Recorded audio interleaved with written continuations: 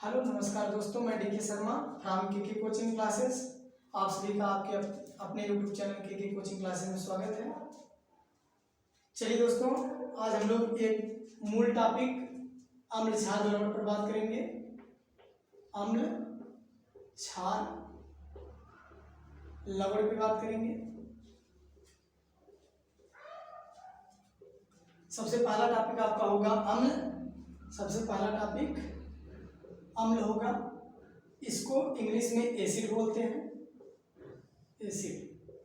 चलिए देखिए, अम्ल को इंग्लिश में एसिड बोलते हैं, अम्ल को इंग्लिश में एसिड बोलते हैं। एसिड शब्द लैटिन भाषा, एसिड शब्द लैटिन भाषा, लैटिन भाषा से उत्पन्न हुआ है जिसका अर्थ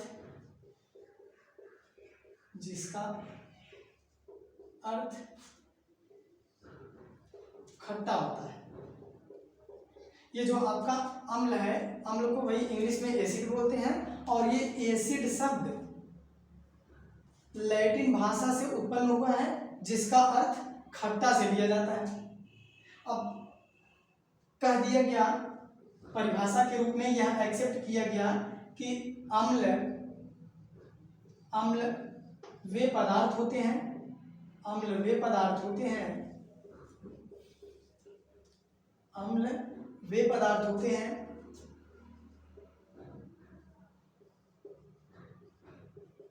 जो स्वाद में खट्टे होते हैं, खट्टे होते हैं।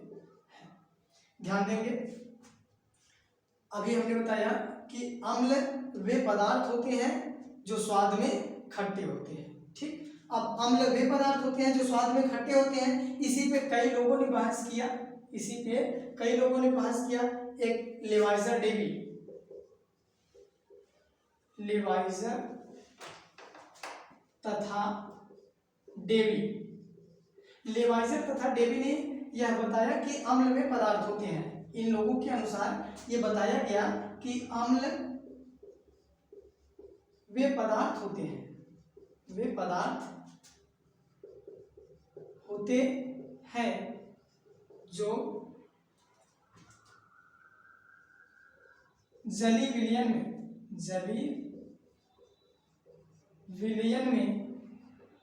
अपने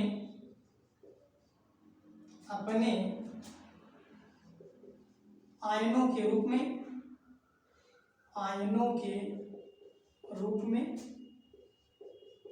उपस्थित होते हैं। अब लेवाइजर तथा डेवी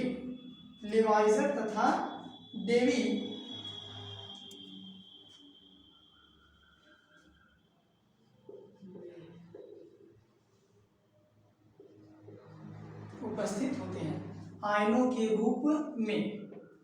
रूप में उपस्थित होते हैं। अब बात ध्यान दीजिए, लेवाइजर तथा डेवी ने इसी परिभाषा को, अम्ल की परिभाषा को बताया कि अम्ल वे पदार्थ होते हैं जो जली विलयन में अपने आयनों के रूप में उपस्थित होते हैं। जैसे HCl, ये HCl आपका अम्ल है, हाइड्रोक्लोरिक अम्ल। कौन सा अम्ल है? हाइड्रोक्लोरिक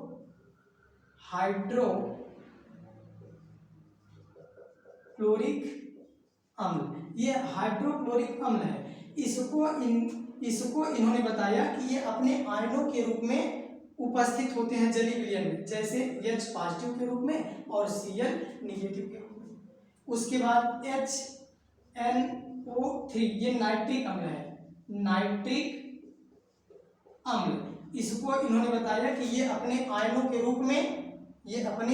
रूप में H पॉजिटिव आयन और NO3 निगेटिव आयन के रूप में होते हैं। इसी अम्ल को आर्हेनियस अपने कॉन्सेप्ट के अनुसार बताए। चलिए देखते हैं आर्हेनियस के अनुसार अम्ल की परिभाषा। आर्हेनियस, ध्यान देंगे, आर्हेनियस के अनुसार, आर्हेनियस के अनुसार। अब आर्हेनियस इसी अम्ल को अपने माध्यम से डिफाइन किए। आर्हेनियस जी बता दिए कि अम्ल, ध्यान से देखिए, अम्ल वे पदार्थ होते हैं, वे पदार्थ होते हैं जो जलीय विलयन में, जलीय विलयन में, विलयन में वियोजित होकर, वियोजित होकर या कह देंगे आयनित होकर, आयनित होकर हाइड्रोजन आयन देते हैं, हाइड्रोजन आयन देते हैं, अम्ल कहलाते हैं।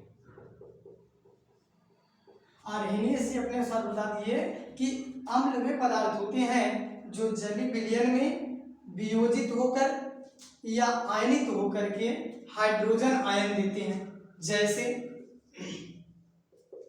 HCl, HNO3, CH3COOH, H2SO4 etc, जिसमें HCl हाइड्रोक्लोरिक अम्ल है, हाइड्रोक्लोरिक अम्ल है, HNO3 नाइट्रिक अम्ल है। बात ध्यान समझेंगे, HCl का मतलब हाइड्रोक्लोरिक अम्ल, HNO3 का मतलब नाइट्रिक अम्ल, और ये CH3COOH का मतलब होता है एसिटिक अम्ल, एसिटिक अम्ल। इसको सामान्य भाषा में हम लोग कह सकते हैं कि ये सिरका का फार्मूला है, सिरका। और ये H2SO4 जो है ये सल्फ्यूरिक अम्ल है, सल्फ्यूरिक अम्ल, ये आपका सल्फ्यूरिक है। आर्हेनियस जी अपने अनुसार बताए थे कि अम्ल वे पदार्थ होते हैं जो जलीय विलयन में वियोजित होकर के या फिर आयनित होकर के हाइड्रोजन आयन देते हैं, अम्ल कहलाते हैं। जैसे HCl हाइड्रोक्लोरिक अम्ल हो गया, HNO3 नाइट्रिक अम्ल हो गया, CH3COOH एसिटिक एसिड हो गया, H2SO4 सल्फ्यूरिक एसिड हो गया, etc। अब बात होगी एक वैज्ञानिक और आए, एक वैज्ञानिक और आए, उन्होंने अपने मत के अनुसार बताया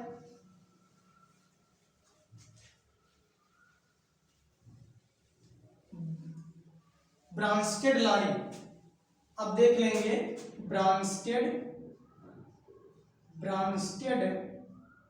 लारी, ब्रांस्टेड लारी ने अपने मत के अनुसार बताया कि अम्ल